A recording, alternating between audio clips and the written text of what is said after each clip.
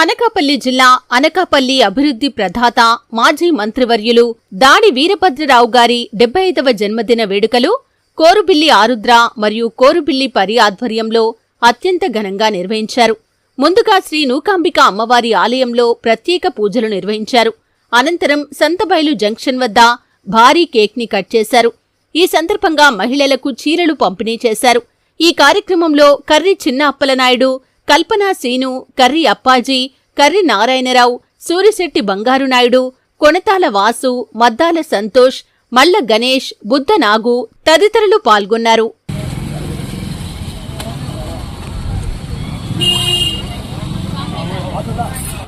అనకాపల్లి ఉత్తరాంధ్ర జిల్లాకి అభివృద్ధి రథసారథి, మరి పేదల పాలిట పెన్నిది.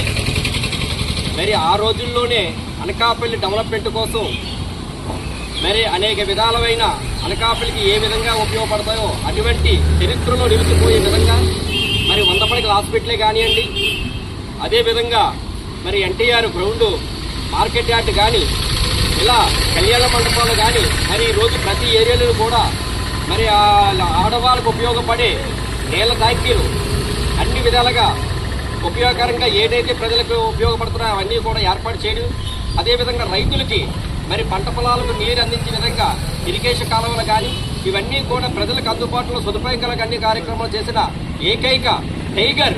జై డివిఆర్, జై డివిఆర్, జై డివిఆర్, జై డివిఆర్, జై డివిఆర్.